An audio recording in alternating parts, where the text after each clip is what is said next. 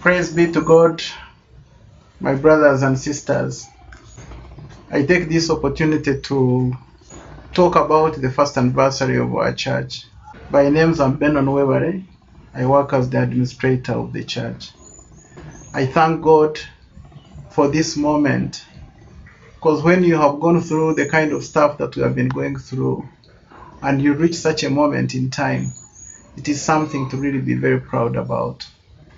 You don't know what it means when you produce a child and you see him going through the first year. We are in a country where it's not easy to finish the first year, whether you look at a human being or you look at a company like Kingdom of Christ International Ministries. So I'm here basically to express my appreciation, first of all, to the Holy Spirit who has been with us in the entire year and is still with us.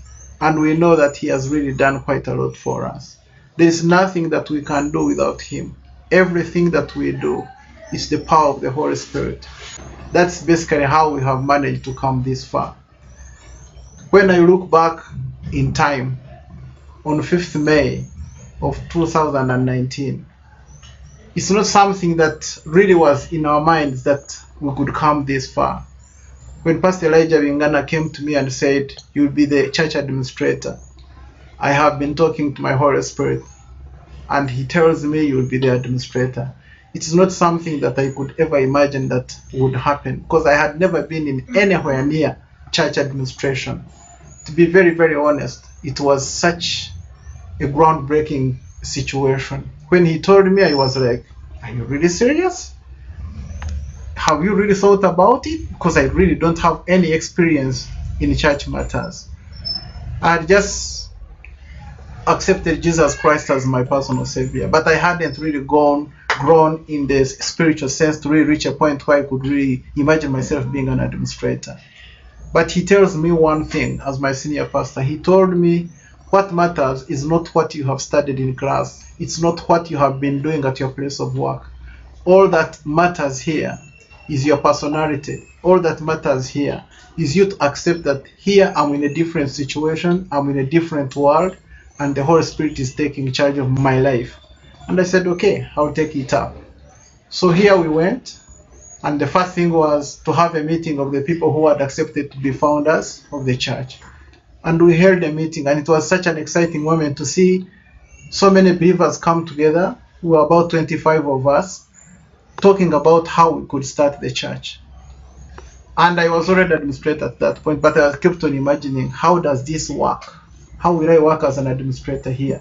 But I accepted, and I said I will take on this mantle and see how far I take it. Maybe this is a new calling now, and God wants me to serve him in a different way. So I just went on and said, okay, let's start. On 5th of May 2019, the church was launched. When I look back and I look at that event, that's when I knew this was now a different dispensation being ushered into my life. Because it was such a moment that I could not really imagine. I really felt lifted up, seeing how things were working. When we were starting, we didn't have money, we didn't have all these things. But whoever came to that event, they really said, wow, this is something very, very marvelous. And knowing the kind of resources that we had at the time, we really felt that, yes, this is something that it's a good start. There must be a Holy Spirit here. And Pastor Elijah Bingana really talked about the history that brought him that far as the founding father of the church. He told us the Holy Spirit had told him, you go to this particular location in Chihuahua. This is where I want you to start a church. And when he took us there, we were like, is this the right place where to take the church? You wouldn't see parking, you wouldn't see anything much. But this is where the Holy Spirit told us, this is where the church will be. So on 5th May of 2019, the church was launched. And in all honesty, it took everyone by storm. Nobody expected it to be that much. Yes, we were involved in the preparations, in the organization and all these things. But knowing what exactly happened at that point in time, it was such an exciting thing. We had all the senior pastors, we had all the people who really made really sense and made every other use of that occasion. And you could really see that the Holy Spirit was all over the place. Now, that ushered in a new dispensation in my life. Personally, I have grown spiritually through time. Over the past 1 year, I don't know how many things I can say have changed in my life as an administrator. It has changed me personally in terms of how I handle things, in terms of what I even think about, in terms of how I relate with other people, but also in terms of learning. Really, I have learned things to do with the church itself, because I was never involved as a minister in any church at any one point in time. This was my first opportunity to serve in the church as a minister, and I really thank God that this came to pass, because when I look at the things that I have learned through this church, it is such an amazing thing. First of all, I have learned to really not to stick in one line, because I was used to a scenario where I'm a development worker by background, and there the training really brings you down to earth. It's like you don't lead people from in front, you lead people from within, and you don't have to be known as a leader. Now I come in the church institution, which is more of a bureaucratic kind of institution, and you have to lead from in front. And there are quite a number of things you are known by the title rather than the names. I was used to being called Benon, but now I have to really come to a reality where people keep calling you administrator or church servant or man of God. And at times I even forget it's me they are calling. But these are all things that have come and they have changed my way of looking at things. It's not very easy to start a church and you really reach this point where you're celebrating the first year. We know in this country, any institution, it's not even the church alone, business companies, NGOs, others, they are formed, but in the first year, 80% of them collapse. Now, for you to see yourself celebrating the first year successfully, it's already a plus for the church. But the critical thing is, from an administrative perspective, we have given the church a foundation. And this foundation is built around the three key things I mentioned earlier.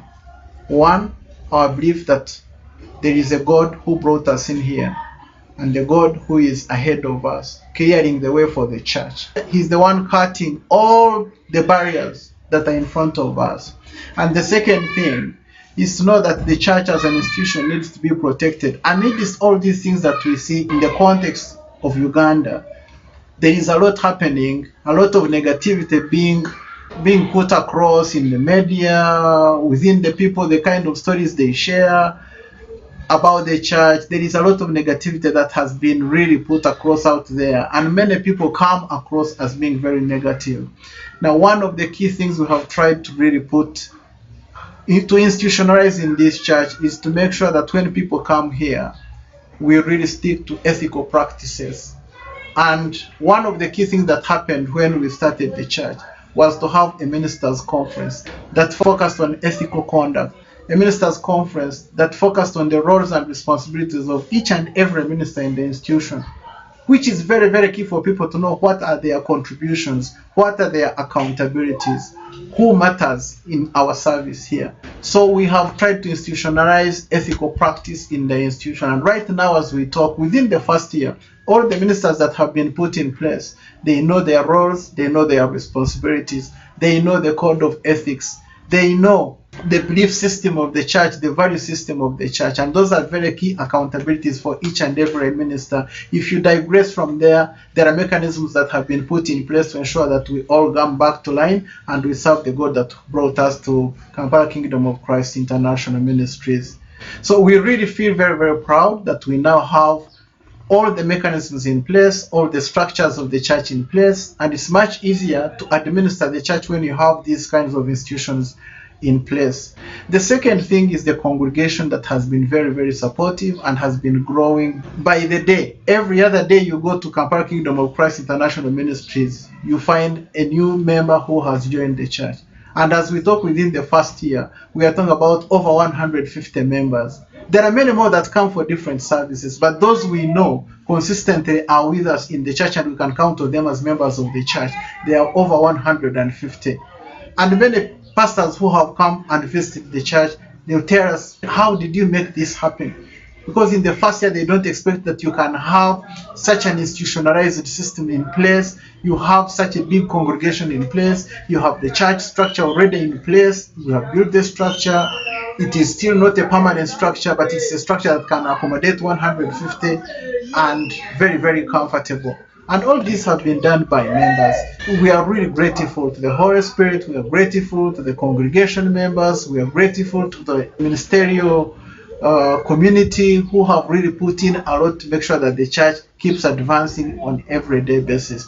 We have had challenges like anybody else, starting an institution, managing an institution without resources, for example, but those challenges mean nothing. Like people say, once your eyes are off the goal, once your eyes are off the mission, then you are bound to see only challenges and roadblocks all over the place. But for us, we have kept our eyes on our God, we have kept our eyes on our belief system, we have kept our eyes on our senior pastor, and we are moving forward steadily and making very, very good progress. So really, as an administrator of the church, I'm very, very happy that we have come to the end of this 1 year with very many successes that we can talk about. There are many things that have happened.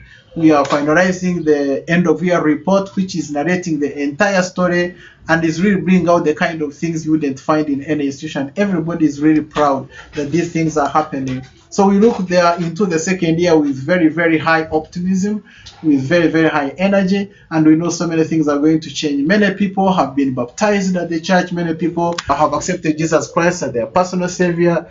And everybody really, when they come here, you really feel, yes, there is a difference they're getting in their lives. People have been delivered.